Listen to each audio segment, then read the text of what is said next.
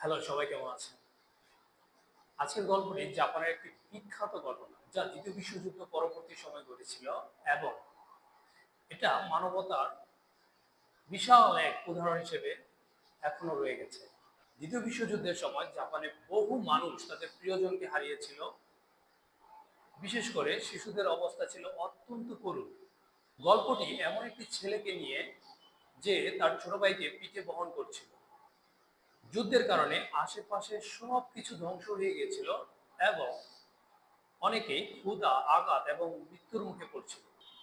এই ছোট ছেলে তার ভাইকে পিঠে বহন করে দীর্ঘ পথ চলছিল।